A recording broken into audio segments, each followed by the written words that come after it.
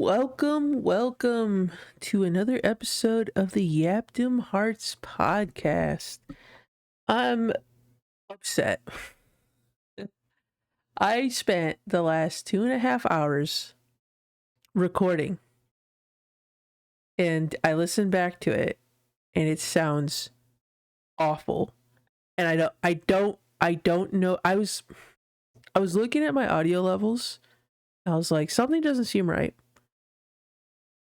I didn't think to question it because I was like, everything should be set the same way as it always is set. Like, there shouldn't be anything, like, maybe it just looks weird, but it sounds fine. And so I did like a test recording for a few minutes and it sounded okay to me, but it was like not picking up most of what I was saying. I'm looking at my audio levels now. And I'm like, okay, this looks right. I just like, I like unplugged, replugged it back in and it works fine now. Oh, I'm so upset. I'm so upset. I'm definitely not going to talk for 2.5 hours again. But in a way, I'm kind of glad because like I did feel like I rambled on a lot more because I talked a lot about Kingdom Hearts, the newest news for Kingdom Hearts, which is missing link in Kingdom Hearts 4. Uh I did even mention in the previous recording that I was like, I'm kind of like, I didn't really have structure. I kind of just like went into it. I started talking about things. And I'm like, you know what? Maybe this is a sign. Maybe this is a sign that I retry, go it again. Definitely probably won't talk as much. I don't know. Who knows? It's me. I could talk for a very long amount of time. Um, but to get into it, Missing Link, it got canceled. Oh god, I have to like I feel like this part of the conversation, I was like so spot on with like what I said, and I'm like trying to remember the key points of what I even mentioned. Uh, bear with me. This is actually out of all the years I've been recording stuff, this is the first time anything like this has happened, where I like listened back and it was like the audio is fucked.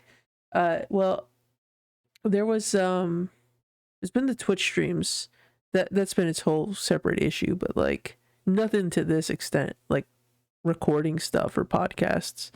Live is its own beast. But yeah, let's jump into it with Missing Link's cancellation. Um, I, for one, am not too upset about it being canceled. I am bummed that it did get canceled because like I did want to play it. I did like that we were gonna have another avenue to play another multiplayer game with other people. I'm in the same ballpark as others where I don't want another mobile game. We see what happened to Union Cross and Dark Road, where eventually it got pulled off. We get drip fed content. I don't want that. I want to just dive right into a game. I want a full course meal from the jump and just pay one price. Now I have to worry about constantly supplying more and more money to a game to play it. Um, I would rather they repurpose it into like an MMO or do like a missing link and re-release it, maybe like in a bundle with Union Cross and Dark Road, do like Union Cross, Dark Road, and then put out a collection with all three, or remake Union Cross and Dark Road and then make Missing Link into like a movie or whatnot. Um, I'm confident we're gonna see Missing Link again, which is a big reason as to why I'm not super pressed about it being canceled. It is very weird that it's been in production or development since like 2019. So the statement about how they didn't feel like they could offer like a long-term product feels very odd. It feels a lot like something behind the scenes happened where either corporate was like, we're not investing any more money into mobile games, so they pulled the plug on it. Or if they are remaking Union Cross Dark Road, maybe they spread themselves thin and we're like, hey, we're on a skeleton crew. the longevity of this isn't going to work out, like we can't do this. There had to have been some shift internally, and that's kind of what I feel like led to the cancellation.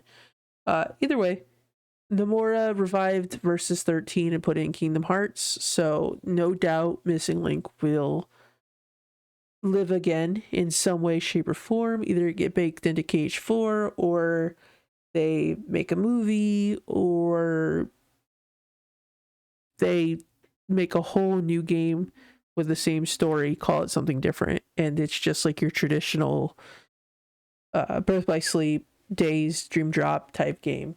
Maybe they'll release it on Epic Steam if it's like a shorter game, and not like a big budget game like Kingdom Hearts 3 was.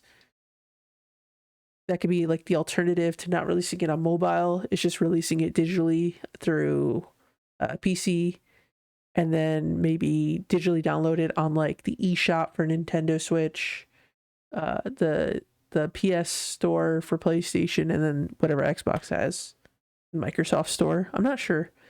Live something. I'm not sure what the store is called on the Xbox, if it even has a name. I think that ultimately are some methods it could go in, or some directions it could go in. Maybe an MMO could be interesting, but it does fall into the same sort of realm of like drip feeding us content, which it's like I'm not too interested in, but like still gives us a method to play with one another, so that's pretty cool. I would be down for that. I think I pretty much summarized every I think it took me like 20 minutes to talk about this part in the original recording, and I finished it in like less than 6. So I'm trying to think if there's anything else I touched on. But pretty much I said everything, and I just said it like I recapped it. Covered everything. Oh, I gotta say, this might be the shortest podcast episode. I can already tell in my voice.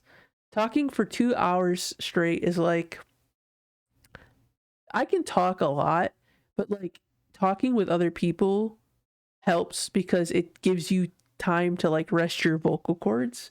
But when you're by yourself and you're talking and you're just like constantly just saying things, it's like it kills me. I've like gone through like, I'm already on, I think on my second or third bottle of water at this point in my throat. I don't know.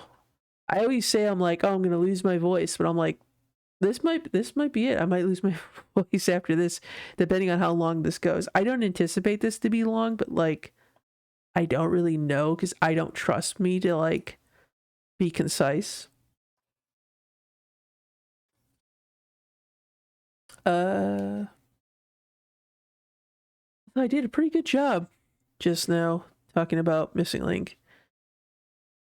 Yeah, I said I wasn't too upset about it.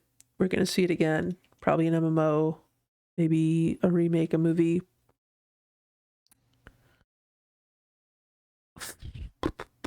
I want to put like more substance into this. I don't want this to be like a rush job, which it's gonna kind of feel like it to some degree. That's kind of like, it's nice to have things prepared, but also at the same time, I never prepare things. So like things tend to get long-winded, but like that's kind of the whole point of a podcast, is you're kind of getting lost in thought. Like you have a general topic, but then like you don't know how you're going to discuss it. But then now it's like I've pretty much already discussed it. So now I'm like, fuck, what else can I add to this? I'm trying to think if there's anything else I like didn't include that I went over, but I think I pretty much hit on everything. If I think of anything, I'll bring it up. From there though, we're talking about Missing Link, but how people are reacting to it on Twitter. There were some people that had like a really ugly side to the news, like feeling like Square Enix like insulted their family. I understand being disappointed, but like that level of like anger was like very unnecessary. Like, I don't feel like Square Enix owes anybody games, trailers, information. Like, if we don't get new games, we don't get new games. That's where my mindset is on that. So I kind of don't understand why people were popping off as much as they were on Twitter. Well, because it's Twitter and it's just how Twitter is. Um, I mean, I'm a huge fan. You know, I make content. I've been playing the games for 20 years. I played every single one twice on critical. Well, I played one a couple of times. I don't remember how many times, but I played every other game at least twice. With the exception of like Dark Road or Union Cross. But I went through all of them before KH3 to do a critical run. So I've beaten every game, I think, except for technically Recoded. I never played on critical because I was like, well, you're not locked into critical, so like, does it really matter? But like, I should go back and beat Recoded a second time on critical just so I can officially say I played all of them on critical. Maybe it'll be a stream on Twitch at some point. So make sure to follow if you're not already following. Just shameless plug right in there. Let me see. Yeah, I did see. I feel like it was a 50-50 split between people being upset and people being like accepting, or kind of like in the same ballpark where like, oh, you know, Missing Link's probably going to get revived into something else, so I'm not too pressed about it. I just like the ideology that most people were like foaming at the mouth about the cancellation. I was like, I just want to say, from, like I said, from my perspective as a big fan, you know, I think understandable to be upset, but not understandable to the point where it's like very vicious words were being thrown out. And even people, I wouldn't say that were like hardcore crashing out, but like still crashing out to some sense, because they're just like, it's understandable to be upset, you know, we've waited all this time, like, it's not fair that we can't be upset. And I'm like, I feel like it's just it's kind of unnecessary to be that upset about a video game, even if it is Kingdom Hearts. But I guess it's kind of like, I can't understand the perspective, because Kingdom Hearts has been around for 20 years. We've had 12 different entries. Like, no shot Kingdom Hearts is going to go anywhere. Even if we hadn't heard news about Kingdom Hearts 4 in like 10 years, like, I would still be like, yeah, it's coming out. You know, Kingdom Hearts 3 took forever, but we still got Kingdom Hearts 3. Like, I suppose I just trust the process. But we were pretty spoiled for a while getting games like every other year, so I guess maybe some people just haven't really like acclimated to it. uh I don't know. I want to say chill, but at the same time, I nobody likes hearing that, and it's probably going to do the opposite of what I'm trying to convey. Like, I definitely feel like some people need to do some like self-reflecting when it comes to Kingdom Hearts, because it's like, it's no reason to be that upset. Even if Kingdom Hearts 4 got canceled, I still don't feel like there's any reason to be upset. Like, you could be disappointed, you could be sad, you could be bummed out. Um, I don't think that you could be like, oh, I'm gonna like rage my fucking head off because this, and that. Like, we were promised, and you broke your promise. I was like, I mean, I don't know. It's so hard for me to view it as like anything else but like a video game, even if it's like my favorite franchise of all time. Like, I just can't understand getting that bent over it. Now, if it was canceled for like a ridiculous reason, like it was a tax write-off, and they just decided not to give it to us, then it's like, okay, you know, I understand getting upset about that. Like, that's not fair. And this is also coming from somebody who got upset about the national dex not being included in Sword and Shield, and the changes from traditional Zelda to Breath of the Wild Zelda. I do feel like like late 2010s, I was in a very different headspace to where I am now. So back then, that like had Kingdom Hearts Missing Links cancellation been announced in like 2019, 2020, maybe I would have probably been more pressed about it than I am now.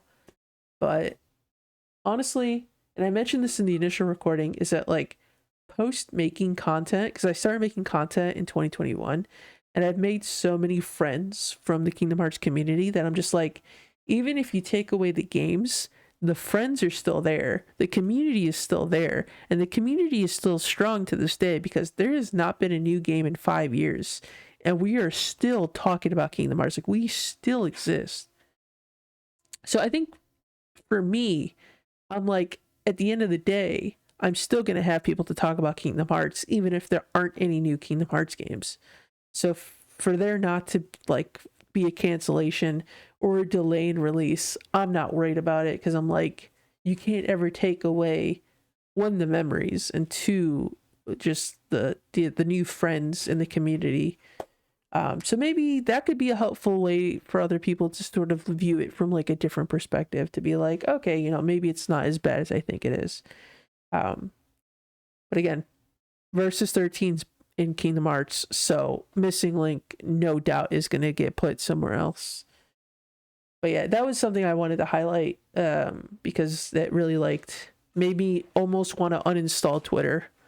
Like, legit, I was just like, this is so obnoxious. And then Kingdom Hearts 4 screenshots got released, and then everybody was like, oh my god, I'm so happy. Everything bad I said and every negative thing I mentioned is all thrown out the window. I was like, okay. How quickly some people shift from doom and gloom to just like rejoicing. But, maybe it's something deeper that other people have to figure out on their own. I just wanted to put my 2 cents in it, and just that it felt kind of silly being on Twitter in that 12-hour span from because I think I woke up and the game got canceled, and then I worked an 8-hour shift, ate, took a shower, and then saw the screenshots, and I was just like, oh shit. And then everybody who I saw, because I was scrolling Twitter nonstop that day. I was checking, constantly being updated. And then it was for those few minutes that I was not able to look at my phone. And then everything changed. And I was just like, what the fuck? It's a whole different landscape now. That, I think, saved me from not uninstalling Twitter. Just to be like, okay. People were crashing out. They're crashing out hard, but it seems to be a lot less toxic now that we've had our screenshots. And I do hope that these Kingdom Hearts 4 screenshots aren't them being like, God, you guys are so annoying, just take this shit and shut up. And more so that they're like, we're working on a trailer, apologies for Missing Link, here's some screenshots. I pulled them up, except they're very zoomed in, just talking about specific parts. God, I'm so upset that the recording didn't save. But I mean, I do have it, but there's no way I can put it out in the condition that it's in. You couldn't even hear. It was cutting out every other word. Hold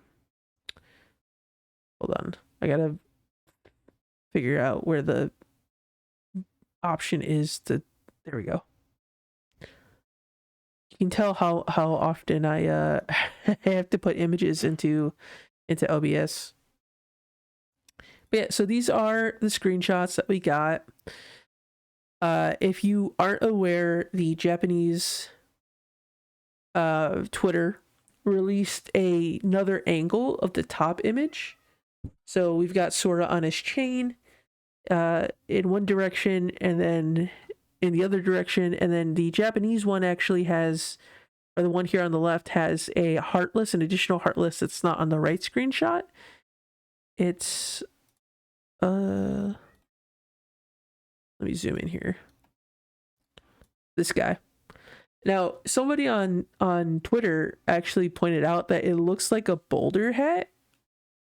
And somebody said that maybe this might be a Heartless from like the Meet the Robinsons world, because the antagonist in that movie had a boulder hat on. So I'm like, oh, maybe it's like this isn't. Well, I thought at first initially I said like, oh, maybe this isn't Quadratum. Maybe this is like Meet the Robinsons. But then I'm like, you look at the signs and I'm like, no, this is very much Quadratum. So I don't know if maybe like this was supposed to be, if Meet the Robinsons was supposed to be in the game, but then they scrapped it and then like they put this Heartless here. Or if there is a Meet the Robinson world and then this Heartless is just here and there. So yeah, that's really the only difference. Hold on, I'll get there eventually. There we go. That's the only major difference between the two. They pretty much show everything else, the same things between the two. We did mention the Heartless design with these ones with the big hands. Hold on, let me.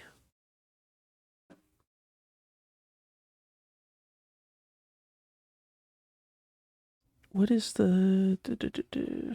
No, no, that's not what I wanted to do.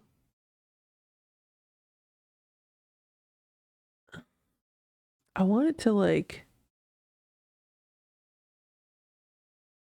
I don't want it to. I want it to like. There we go. I want it to fill the whole screen and then kind of not be cut off at all. These Heartless with the hands look like the Lassie for Final Fantasy 13. That's something else somebody pointed out in on Twitter. And I'm like, oh, that would be so fascinating if we finally got something related to Final Fantasy 13. Because Final Fantasy 13 is one of the few Final Fantasies that like has not gotten in like an HD port or whatnot. I think the last thing that got was a PC release a year after it was out. And I guess it's still like, it's still newer. It's like not 10 where 10 was stuck on the PS2, so they put it out and everything. But 13 feel like it, Square Enix kind of forgot about it. So it would be cool if this alluded to some like 13 content within KH4. I'm of the mindset that we don't really need Final Fantasy content and characters in Kingdom Hearts, because like we have enough original characters at this point that like we don't need the Final Fantasy ones. But if they decided to make a new story, a new plot line of like other Final Fantasy characters that are in Quadratum and the 13 cast, and maybe Neo, the World Ends With You, or the World Ends With You characters are here, I wouldn't be upset about that. So very, very, very curious to see if it's 13 related, or if it's just because it's the Final Fantasy style, and then these are just like, because it's Final Fantasy, they look like they're from a Final Fantasy game when they're, you know, just original characters with the Final Fantasy filter on. The other thing I wanted to mention with this one is, hold on, let me figure out how to. Why is it? Oh, it's locked. I thought I unlocked it. All right. What I wanted to talk about with this one, I'm doing such a good job right now. Hold on. I got it. What I wanted to talk about with this one in particular is these Heartless down here that look like the Neo Shadow, probably Quadratum's version of Neo Shadow. I kind of feel like they look like Sora though. Like, so the whole theory with Sora is that he's always had like, his hair was always in the like the shape of a crown, and so like KH1 it was like pointed up, and that it was always because of the other hearts that were within him. And then I think when the other hearts left, like the shape of his hair ends up going like lower and lower from like 2 and 3. This here, this one on the left, looks like the crown is like all the way at the bottom. And this one on the right just looks like Sora to me. Like, I don't know how else to describe it, but like, these don't feel like Neo Shadows. Like, they could very much be Quadratum Neo Shadows. These feel like like dark versions of Sora, like heartless versions of Sora. Like, I don't know how to describe it other than that, because like they very much could be Neo Shadows, and this is just their design in this world. But I'm also just kind of like theorizing that maybe these are just like clones, like dark, heartless clones of Sora. Yeah, that was pretty much that for that screenshot. And then got new visuals on Strelitzia, which is cool. Very excited. Strelitzia is like one of my favorite Union Cross characters. So I'm glad that we got to see an updated look on the new engine of her look visually, as well as Sora. Did see people saying like, why does Sora look like that? He doesn't look like how he did in Kingdom Hearts 3. Like, what's going on? Probably people not realizing that he's in a whole different reality. But I know. I'm curious to see when he does go back to his reality, how much of a difference it's going to be. Like, the hair is probably going to be changed, right? But like, we're on a new engine, so like it's going to look a lot nicer, and it's probably going to look very different in Kingdom Hearts 3. So I'm curious to see if it like just the hair is the only thing that changes, and like the way the clothes look in his face is just the same, but it's just like the hair is just stylized like I don't know, like maybe everything goes back to looking like the way it does in 3, but I feel like I'm curious to see if they change anything up visually. Mickey kind of looks pretty much the same, but like Mickey's not really gonna visually change too much, I would assume. Probably because Disney's gonna be probably very strict on them doing anything with Mickey that would be too drastic of a change. Beyond maybe like giving him a different outfit. I was this Mickey screenshot I was the most interested in, because I have a long running theory in that that scene, hold on, let me bring in the screenshot. This scene right here, when Mickey, Donald, Goofy, and Chip and Dale are all in the Union Cross world, I feel like what's happening is that, so at the end of Melody of Memories, Merlin tasks Mickey to go investigate Scarlet Kylum. And I think what's going to happen is that Mickey finds the book, right? A copy of the Book of Prophecies. He puts it in his computer from Recoded that he used to enter Jiminy's journal. And then he enters within the Book of Prophecies. And then this is the screenshot right here is him in the book. Or alternatively, this could be him exploring present day Scala and then eventually finding the book, and then eventually leading to them entering the book. Outfits I know don't match, but if we think back to like Kingdom Hearts 1 in a fragmentary passage, they've kind of retconned his outfit before, so it's possible that like maybe they could just retcon it again. There's some instance of like the flashback in KH2. I feel like when we find Terranort and like Ansem the Wise, that Mickey's talking to both of them, you could say he should be wearing his black outfit, but like, because like we see it in you know, in Birth by Sleep, like he very much had a different outfit, so it would feel like he should also have the black outfit in KH2, but they didn't have it because Birth by Sleep came out after KH2. But he was in his red outfit, so it's like, oh, maybe it's like the timeline could be a little iffy, because like maybe that's at the point when he changed into his red outfit. That one's a little bit of a weaker stance. The KH1 fragmentary passage is also a little weak, because like Mickey was never really intended to be in the game to begin with, because they intended Mickey to be like, it's a weird lore on the Mickey situation in KH1, because like he wasn't supposed to be in the game because they wanted another Disney game that was coming out on the PS2 at the time to be like the main focus.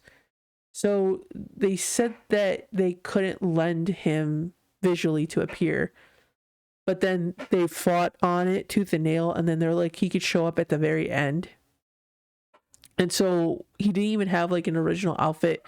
He was just in his normal Mickey Mouse attire. And so it makes sense that they had to retcon his outfit, because like that wouldn't make sense now that he's a more pivotal part of the story. So like maybe the retconning isn't as strong, but like it's kind of there, you know. But who knows? Maybe it's just some weird thing. They'll explain it to be like, oh, this mysteriously changed the king's clothes, or maybe the king was like, I gotta wear these other.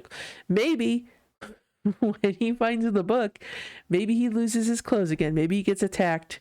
Maybe they make it an ongoing meme where Mickey's constantly losing clothes because he gets attacked by conveniently placed Heartless. Uh, but yeah, I don't know. Either way, they gotta explain what the hell they're doing there, and the fact that Chip and Dale is with them, it just makes me feel like they're in the book. Like there's no way, unless they're projections from the book itself. But like, I don't know. I just feel like the chances of them actually going into the book are more likely. And I think this screenshot alludes to either the events before or during that, or maybe it's after. Maybe this is stuff that happens after he leaves the book and he goes back to Scala. Some people did speculate saying that like it kinda could be like, I'm 95% sure that this is Scala Ed Kylum, but people are saying that it kind of reminded them of the Hollow Bastion library, and then it kind of has like somewhat of Land of Departure vibes. So I'm like, maybe it could be something else that's not Scala.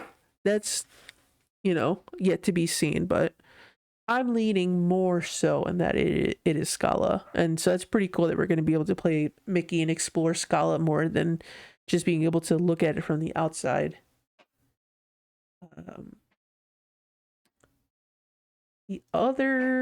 The phone. People have been popping off about this phone, saying like, oh, it's a wind phone, and how the guy in the trailer for Kingdom Hearts 4, the very first one, has a smartphone when he's holding it up to the dark side. So it's like dark side. I said dark side out loud, and I'm like, that's not right. It is dark side. Why did I even think of? I was like dark side, like like Star Wars dark side. I was like, no, that's not right. I don't know why I questioned myself on that. So he holds up the phone. He looks at the dark side. It's a smartphone. So like, why is there a rotary phone? People are saying that this is like a wind phone, which is supposed to be a one-way communication. That I can't remember if it's that the living calls the dead, and that the dead can hear the voice of the living, but the dead can't respond back. So Charlottesville does mention in the first trailer that they're in sort of like an afterlife. So maybe it alludes to that, to where people from the other reality are talking to Sora in this reality, or maybe it like leaves messages and they can hear it. It's very interesting what they're going to do with it. And I feel like it's got to have a pivotal point, because it's here in these screenshots of 7 screenshots, technically 8, because this top screenshot has 2 variants of it. Why can I not? I'm moving a layer. Okay, there we go. It's like I'm moving something, but I'm not moving the thing that I want to move. 2 versions of this top screenshot. I think the other layers that are hidden are... Hold on, let me move this layer to the top. Okay, there you go. Anyways, yeah, so very curious to see what that phone is going to bring lore-wise. Because Sora also has like a watch on, which could be like a smartwatch. So it also leads into this whole like, okay, this isn't like... This is modern times, so there's no need for a rotary phone. Like, why is this here? It's very, very, very, very perplexing on why that's there. And then this bottom one of the dark side with the 2 different beams people are saying that like, oh, one's Sora and the other one's Riku, maybe Yuzora, Lushu, Master of Masters, a different Keyblade wielder. I initially was like gonna say like, oh, maybe it's Sora, but he has like two Keyblades, and so he shoots them both off at the same time. But like, I don't know if Sora can wield two Keyblades anymore because none of the Keyblade wielders are in his heart, unless he just muscle memory is able to summon a second Keyblade. But I guess because they're two different colors, and it's possible that like that is not Sora, that maybe the yellow is Sora and the blue is like Riku or someone else. Which makes me very curious because Darkseid is always a starting game enemy. Like, very rarely do we fight him more than once, with the exception of like a Fragmentary Passage where we fight them a couple of times. And I guess technically Recoded, we fight the final boss is like a Darkseid, a type of Darkseid, like Darkseid Omega or something, or Sora's Heartless. I can't remember the specific name they used for it. But this very much feels like, oh, it's the opening sequence and like someone else is helping Sora. It could be Strelitzia, honestly. I did not see anybody mention that, actually, now that I think about it.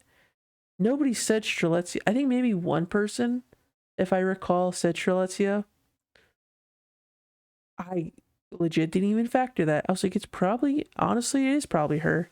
It's like, that is the only other Keyblade wielder. No, because we know, well, we see hooded figures, but we don't really know who they are. So more than likely they are the Master of Masters and maybe Lushu. But like, they wouldn't be the only Keyblade wielders, but like, we don't really know who's under those hoods, especially since we know that Luke Short has ties to Quadratum, so maybe it could be Luke Short and the Master of Masters and not Lushu. Hard to say. Very, very curious to see what direction we go in for that. I don't have really anything to say for this bottom picture of Sora looking at like dust and light. Other than there's like an edit of this where Kermit is like standing on the other side. And I thought it was pretty funny, and definitely peep that out if you haven't seen that already. Damn, I finished this, and entire recording was 2.5 hours, and I finished everything in 40 minutes. Now I'm just sitting here like, what else can I talk about? Because it feels weird to put a podcast out that's like under an hour. But I was okay. So part of me was like, I'm just not gonna upload anything. I'm just gonna skip this. But then I was like, but this is kind of like big information. So like, I gotta talk about this somewhere else beyond Twitter, outside of Twitter. It's like I said, I was very wishy-washy on uninstalling, deactivating my Twitter after the news of like everyone crashing out about Missing Link. So I was like, I don't think I want to be here. But then I was like, you know, I don't get to see the posts from my other friends that I do care about. So I'm like, I shouldn't let the people crashing out influence my the other side of things when things are good and people are happy and you know, chill, and no one's like threatening Square Enix or Nomura about, you need to release a trailer immediately, you owe it to us, you've broken our hearts. I hate that I probably sound like I'm mocking people. Like, I'm not trying to mock anybody. It just, to some degree, I feel like it feels very silly. So it's like, I don't know how else to, I guess, portray it from like my perspective, because I feel like it's very silly, but I'm sure those are very real feelings that people have. I just feel like people need to like dial it back and realize that it's just a video game and it's gonna be okay. That probably is gonna come off as condescending, and I apologize if it does. It's not my intent. It's just like, I feel like we as a community put a lot of pressure on this game and like the people who work on it, and I'm like, I'd rather there not be this level of pressure. Like, if they do something wrong, like the revealing too much information via the trailers for KH3, that is justifiable in the sense that we're like, hey, can we not do this again? Can we just like leave some things to like to be figured out when we play the game? Like, we don't need to know about Dark Aqua or like the fact that Aqua and Ventus are at the Keyblade graveyard via a trailer. Like, do what you did about Zeta Flare by showing us Zeta Flare without telling us it was Zeta Flare or who was shooting off the Zeta Flare. So when we got to the point where we found out that it was Donald who shot off the Zeta Flare or that big beam, I was like, wow, that's very interesting. Like, I'm blown away. Like, they didn't reveal that at all. I don't feel like the Dark Aqua needed to be revealed. That should have been a surprise that was left in the game. The world's additionally, what's the word I'm trying to find here? I don't know. Honestly, the worlds, I would rather them not get announced, but I feel like they have to kind of announce the worlds. And the trailers have always been pretty notorious about revealing what worlds have been in every Kingdom Hearts game, so it's kind of hard for them because that's like a big selling point for them. You know, if you got like The Incredibles, Hercules, Meet the Robinsons, whatever worlds they put into this, any princess like Princess and the Frog, Moana, Encanto, you know, they're going to want to sell the game on that, because if you don't really advertise the Disney side of it, then it kind of loses the sort of like casual demographic. But yeah, I don't know. I feel like if anything, we're going to know what Disney worlds are going to be in the game, but I just hope that we don't find out too much spoilers for everything else. But yeah, that's kind of more so where I would be like, yeah, okay, we can push back on Square for that, but like trying to be like get up in their face and be like, hey, we really want Missing Link, or hey, give us a trailer, or, and this is even alluding to before the cancellations, because I would always see people popping off way before the cancellations. People are like, we need something, and I just feel like people need to not feel like they're owed something when it comes to like creating stuff like movies, music, any form of art, video games. You know, it's like, let the artists cook.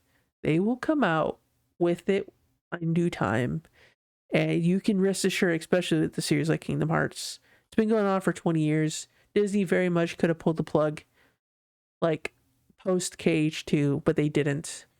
And, you know, we've had 12 games back cover. We've had orchestras. We've had live events. Like, there's so many things. Like, Kingdom Hearts is not going anywhere. So I don't think anybody has to worry about like, oh, the wait's too long, they're going to cancel KH4 next. And I'm like, KH4 is not going anywhere. If it does get canceled, I'll be very surprised. But I think we're going to hear some more information about KH4 later this year. I feel like at this point, if Missing Link is off the table, and I kind of feel like these screenshots are from a trailer, that like something is in the pipeline to be shown at like some event, some Game Awards or something down the road, Disney convention or whatnot.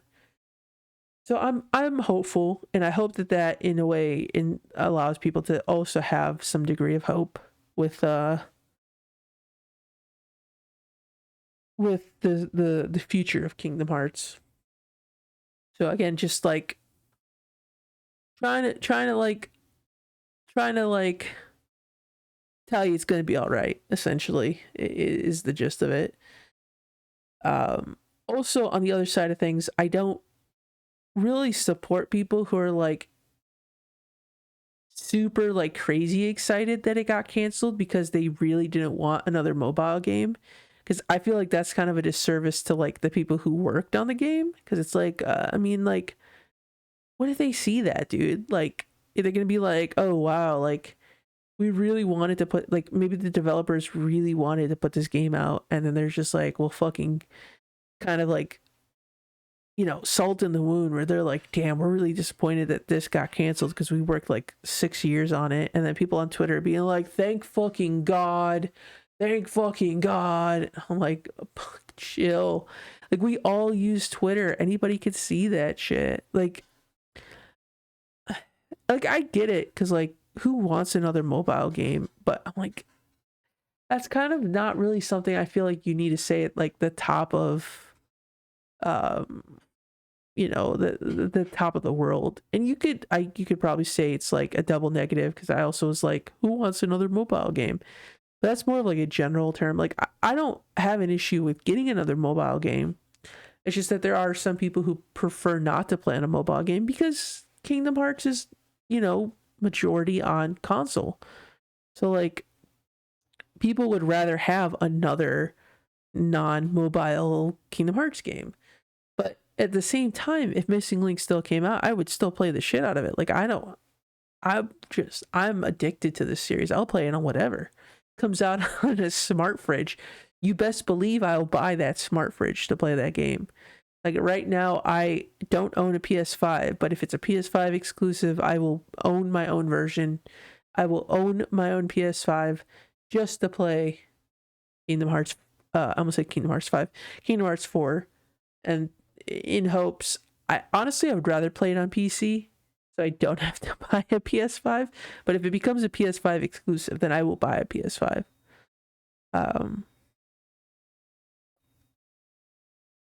But yeah, no, I think that pretty much covers it. We're 45 minutes in. Damn. I mean, I definitely can't fill this up for 2.5 hours again. Because at that point, I would legit be like, just pulling shit out my ass for no reason. But yeah, I guess this one's going to be a shorter one. Thanks again for watching. Apologies for if you really wanted a longer podcast to listen to, that this one ended up being shorter. I hope I was able to still convey my points effectively. I feel like it's kind of like good because I was able to like not ramble as much, but there's a lot of sort of like thinking that was happening while I was sort of like going over points in the previous recording that's like not happening here. So it's like it's kind of like we got the destination, but like the journey I feel like would have been so much better at the end of it all. But I'll know from here on out if I see the audio levels looking weird to inspect it before just hitting record and then going for it. But yeah, on that note, thanks for listening. Make sure to follow any of my socials. I post weekly on TikTok, Instagram, and Twitter, and then I am live every week on Twitch. By the time you're probably seeing this, I've probably completed. I have a special stream plan coming up because I'm recording this on the 21st. And on the 24th, I plan to do like a 5-day stream of the game Reynatus. So if you're interested in Reynatus, the VODs would still be up on the Twitch. So make sure to, go there and check it out. I think when this comes out, I'll be on the last day of the 5-day stream. So if I'm still playing it, make sure to pop on over and check it out. It'll probably be at like 8 p.m. Eastern Standard Time for the Thursday stream. I will post about it on either the Twitch stories or post it here on YouTube in the community posts section, or I'll tweet about it, do an Instagram story. Make sure to follow, as many of the socials as you've got to keep updated on like all the new stuff that I'm posting and working on. You can also, on the bio of any of my socials, find my link tree, which will make it easier to find directly access to all the socials, the projects that I'm working on, and ways to support the channels. But yeah. So yeah, make sure to peep out the other socials if you haven't already, and I'll catch you guys later. Bye-bye.